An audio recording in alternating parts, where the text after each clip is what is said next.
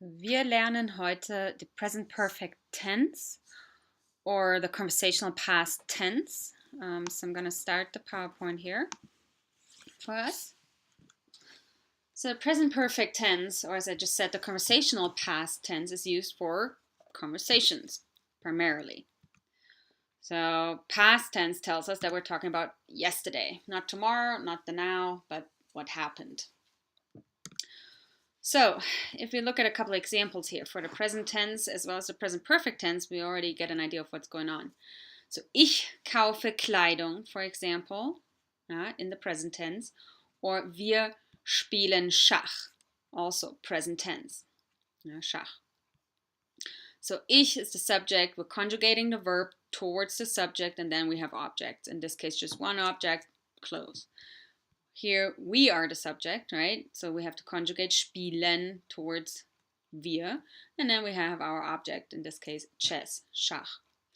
What about past tense? So now we're not talking about the now or in general. You're talking about what happened in the past, yesterday, or something that has already occurred. And we're talking, okay? So it's used when we're talking. Ich habe Kleidung gekauft. So if we were talking about what you did yesterday, right? We're just, chit-chatting. I would say, ich habe Kleidung gekauft und dann haben wir Schach gespielt. So we see the simple present, or present tense, is really easy. We have the verb conjugated towards the subject. Now here we have what? We have haben in these cases and a past participle, as we call these strange things. We see the verb that we used over here right here, right? So, but they're in a different form, just so we know that it's past tense. Otherwise, we wouldn't know. So let's look at this a little bit more broken down. First of all, I already said we use the present perfect tense when we are talking about past events. And there are quite a few verbs actually that use the simple past tense, such as sein, haben, the modals, gehen, kommen, and other words. But we're not really concerned about that just yet.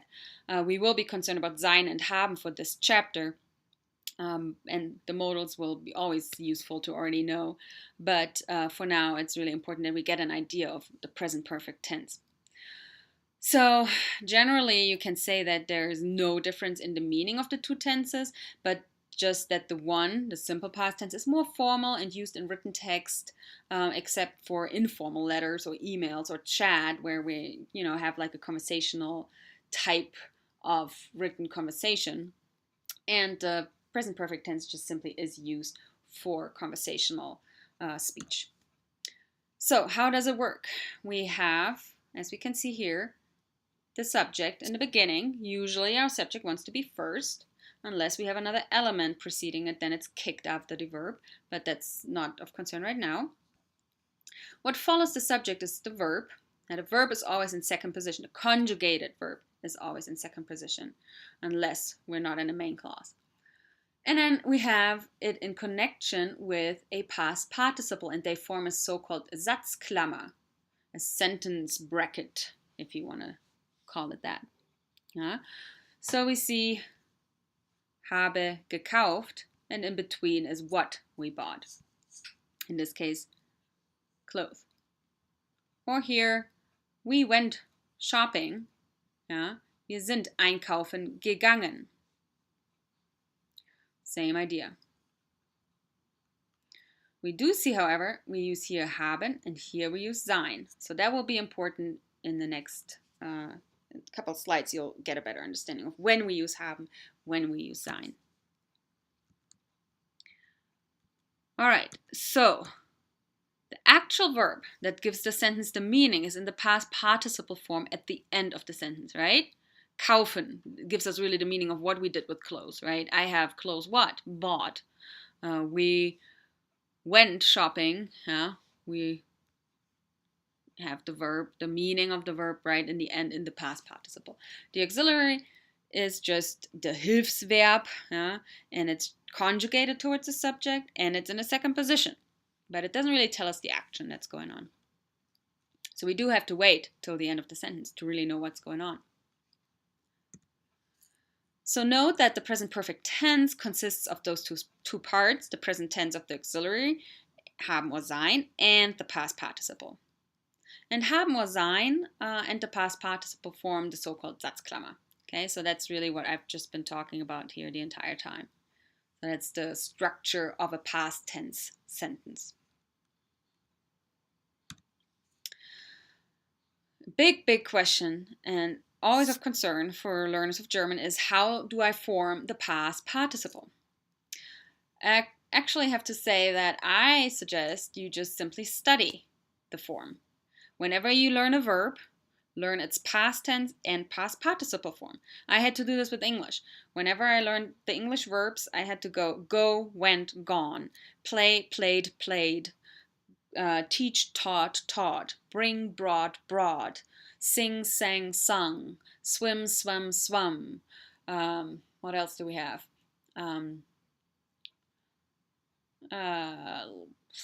I can't think of any more verbs right now, but write, wrote, written is a good one. So I had to learn this in this 3-form pattern. That way I didn't have to think about what is a weak verb, what is a strong verb. But however, we've talked about weak verbs and strong verbs before and mixed verbs.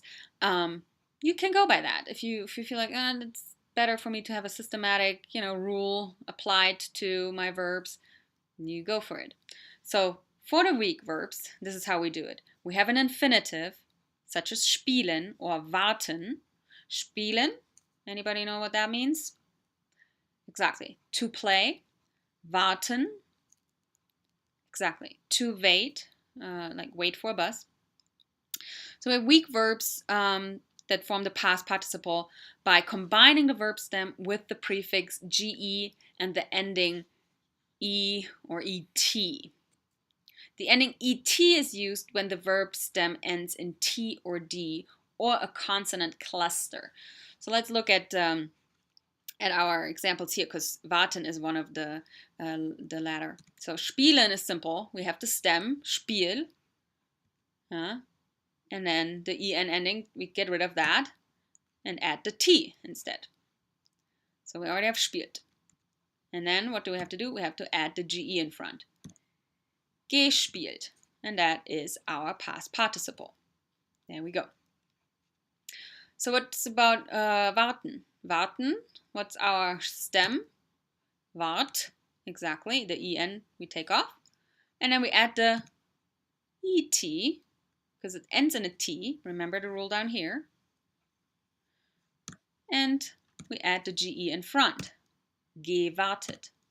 And we have our past participle. That's for the weak verbs. Also, I think a lot of people call them regular verbs, but there's another issue why, or another reason why you just should study it, because there's so many different ways of how do we call these types of verbs. And obviously people came up with categories for these verbs after the language has already been pretty much established. So it's just, a label. So if it helps you to label and kind of categorize and learn words maybe in categories, that's great. If you'd rather just, learn the word entity itself as like spielen, spielte, gespielt, warten, wartete, gewartet, that's perfectly fine as well. But let's move on to strong verbs. Yeah, these are usually the irregular verbs, or some of the irregular verbs. Some have a vowel change, things going on here. So strong verbs form the past participle by replacing the prefix ge before, by placing, not replacing, but by placing the prefix ge before the stem of the verb and adding the en ending to it. So we have the stem les, we get rid of the en, and we add an en, not a t this time, we add an en, and then the ge in front, just like with the weak verbs. Right? So the only difference really is, for this one at least, that we have the en instead of the t for our past participle.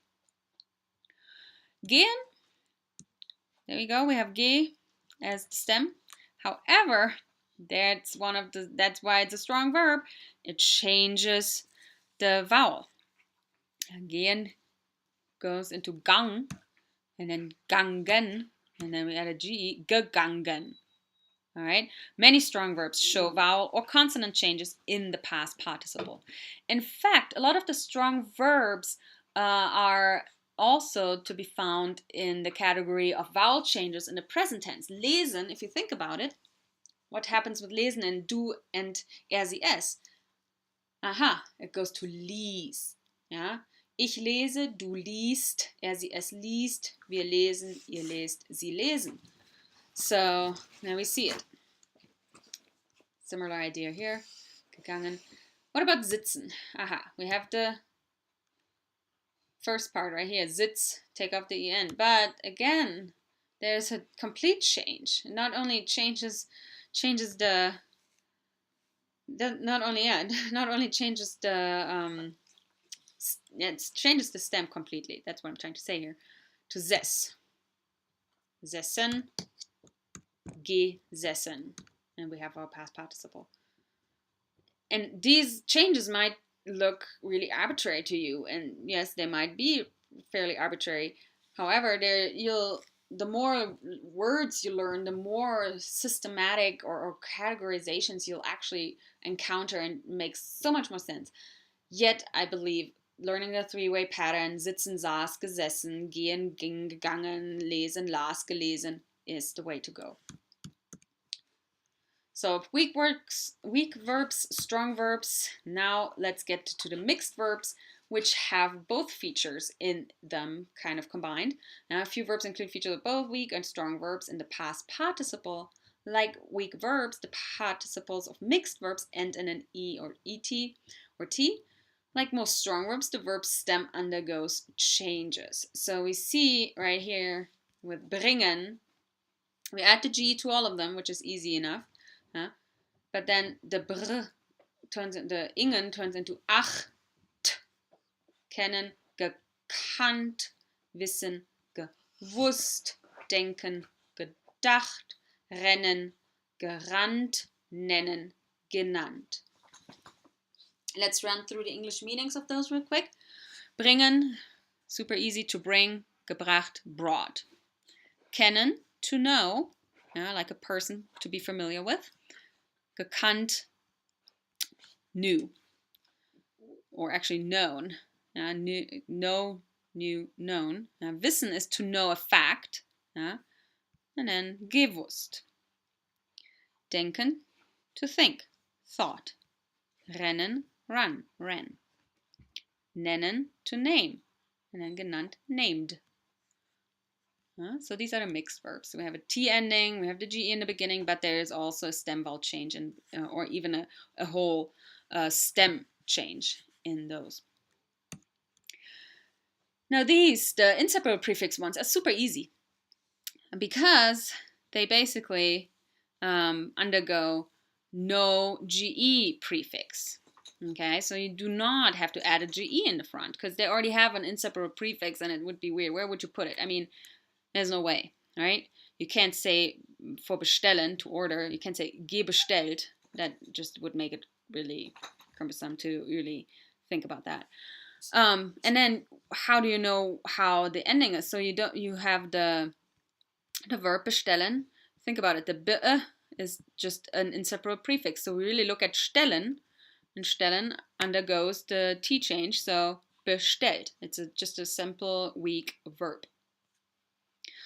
Erzählen, similar. We have a simple, very straightforward weak verb.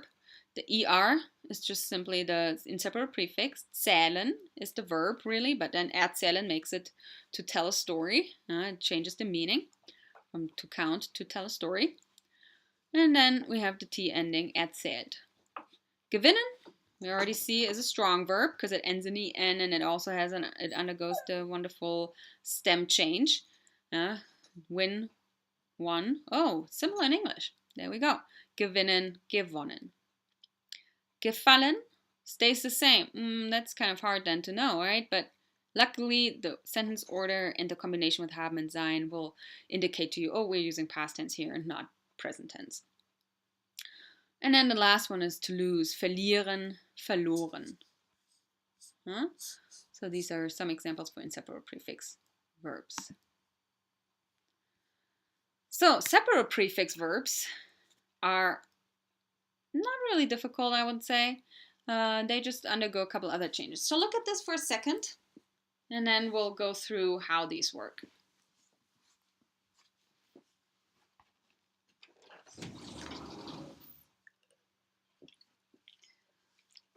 So with the separate prefix verbs, they have the past participle, or they form them by inserting the GE between the prefix and the verb stem. So again, we see in the infinitive underlined right here, the prefix is underlined. Remember, they oftentimes look like prepositions, and they also change a verb according to that meaning of the preposition, and many times. So we have the verbs with the several prefixes, and they may be strong or weak depending on the verb itself, right? So for anrufen, it's very straightforward. We have angerufen. It's just simply a strong verb. Aufräumen is a weak verb. Aufgeräumt. So we insert the GE right there. And we have ausgehen, ausgegangen. There we have the vowel change visible as it's a strong verb. And then einstecken, eingesteckt, weak verb. Mitnehmen, mitgenommen. Zurückbringen, zurückgebracht. So we see how the past participles are formed if we have a separate prefix along with them. Meanings again, anrufen, to call, aufräumen, to tidy up, ausgehen, to go out, einstecken, to put something in a pocket. Ich stecke mein Geld ein. I, take my money with me. I put money in my pocket. Mitnehmen, to take with or take along. Zurückbringen, to bring back. And then the probably easiest verbs of all are the IEREN verbs, those that end in IEREN or ieren, the ieren verbs, because you don't even need the prefix GE, and you just simply end in a T, because they're all weak. Easy enough, right? So fotografieren, fotografiert. Reparieren, repariert. Diskutieren, diskutiert. So that's really the one and only rule that I would memorize, is that IEREN verbs always end in T and do not take the GE for the past participle. There you go. So, but the second problem is, after you know or studied how the past participle looks like for a verb, do I use haben or sein with it? And that's what I've seen a lot of students struggle with, but it's really an easy fix. First of all, I would go by the default. Haben is the most commonly used auxiliary verb that we use with the past tense. So if you're in doubt, just use haben. And you probably, out of 10, if you have an exercise where you have to fill in the blanks with 10, you probably get 8 right and 2 wrong. And then sein is used less, but it has a rule attached to it. So that's the cool thing. So here we see, ich habe das Spiel gewonnen versus wir sind nach dem Spiel in die Kneipe gegangen. Let's look at this. Can you already see a pattern or an idea of what's going on here? Yeah, all these are movement verbs, right? So, if we look at these, gewinnen, to win, erzählen, here, to talk or to tell us something, bekommen, to receive or to get, spielen, to play, fotografieren, to take pictures, verlieren, to lose something, warten, to wait. They all take haben. There's no movement really, right? I mean, there might be movement in a game or in playing, but you can't generalize that. I mean, some games might be in your head. I mean, chess is usually, or the most part of chess is happening in your head. So there's no movement from A to B. Versus all the sein verbs, joggen, schwimmen, reiten, rennen, similar to joggen, laufen, Yeah, here this is more laufen. Fahren and fliegen, those all indicate a movement from A to B. Okay? And that's important. A movement from one point to another point. So again, for haben, we are on one location usually. And for sein, we have movement from one place to another place. So most verbs use haben. I've already mentioned that. Sein is used with verbs that indicate movement from one place to another. To walk, gehen, ich bin zur Uni gegangen. Or indicate change of state. That's another rule that's not included in these here. And there are only a few. But change of state, for example, to die. You're alive, you die, change of state. So sterben, sie sind gestorben. So we also use to be with change of state verbs. Right? Try it out. Wir nach Hause gegangen. Correct. Sind. We conjugate towards we, and it's gehen that we're using here. So movement to be sind. Paul uns gesehen. Paul is the subject. He saw us. Sehen. That's no movement, right? There we go. Location. Hat uns gesehen. Wir Pizza gegessen. Is there movement from A to B when you eat?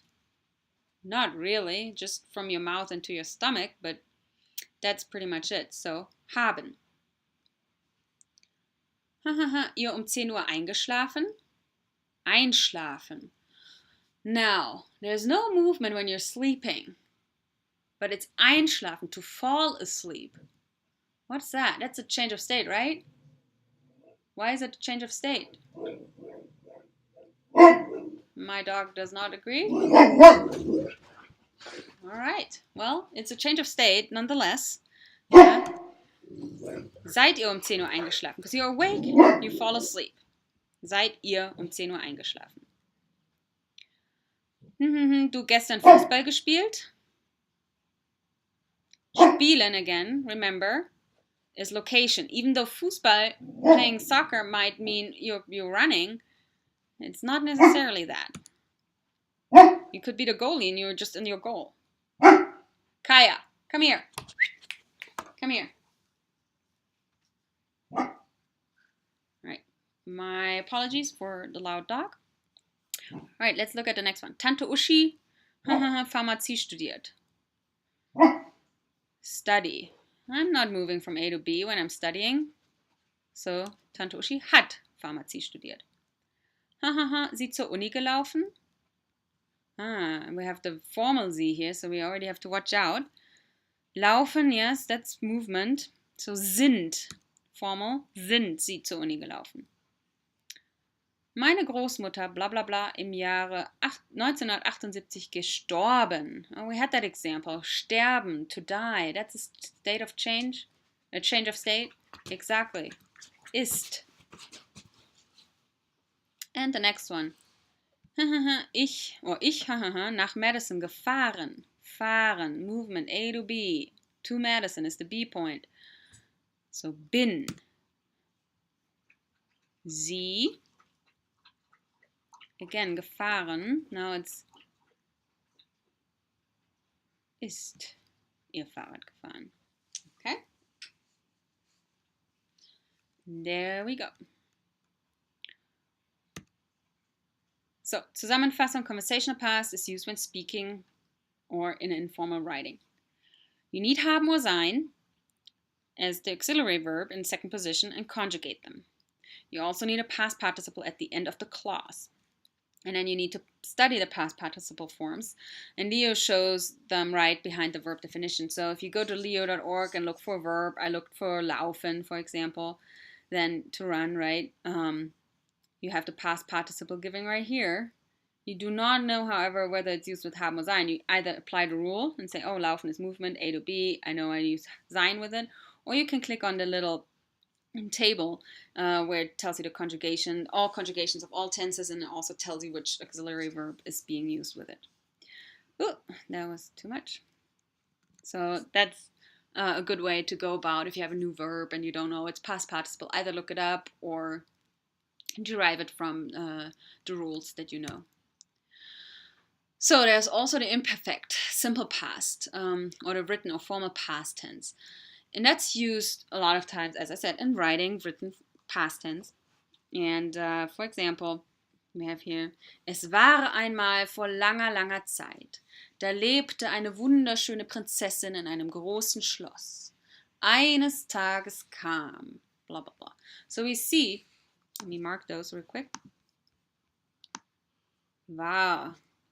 Once upon a time there was something.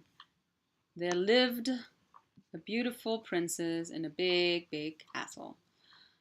One day came. Yeah? So we see past tense. However, we are only concerned about to be and to have in the past tense. We don't really care right now about other verbs in the past tense. We're concerned about first learning all the past participles.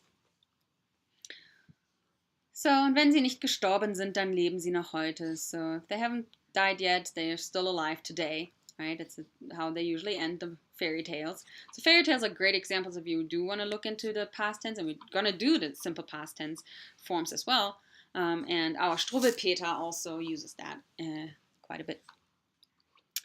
All right, so you have to know, as I just said, the simple past tense of sein and haben. Here's the table. You've already seen it on Grim Grammar. Just studying. Ich war, du warst, er, sie, es war, wir waren, ihr wart, sie waren, sie waren. Ich hatte, du hattest, er, sie, es hatte, wir hatten, ihr hattet, sie hatten, sie hatten. Just be able to just say it like that. Why don't you go ahead and do that for a sec?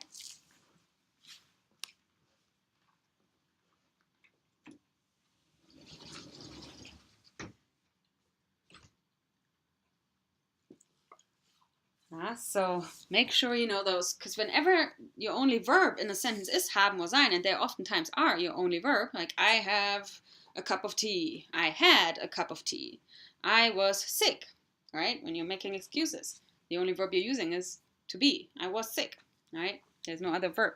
So then we use this form. We do not want a past participle, because it would be doubling it, right? We would have to say, ich bin krank gewesen. It exists, but it's not really right. Another important table, I know, it's kind of overwhelming looking at you like that, but that's the modal verbs in the past tense. You already studied the modal verbs in the present tense, so this table is actually super easy to you. If not, you definitely have to sit down and hammer them into your head. The modal verbs, which go along usually with a secondary verb, and that tells us the action, will also only be used in its past tense form and not with a past participle. So there is the past tense forms of those. You do not need them for chapter 5 yet, but you will need them beyond chapter 5. So why not go ahead and already hammer them in as well? So those are the modal verbs in the past tense forms. So a reminder is that the perfect tense is conversation, except haben, sein, modes, and a few other verbs. But again, you're only really concerned right now about haben and sein in the past tense. And yeah, that the simple past really is the narrating past and events in informal speech. And that is really to establish kind of a distance from the events as the narrator. Yeah? A lot of people say also that past tense, you can use simple past tense when you speak, but it sounds a little bit posh. Okay? That's just something you got to keep an eye on. So all you need for now is haben and sein in the past tense. And if you already want to go ahead and get some studying done, do the modal verbs as well. But more importantly is to really get the GE verbs, the past participles under your belt. All right, so that's that on the present perfect tense. Any questions will be discussed, or you can email me and then we'll go over that.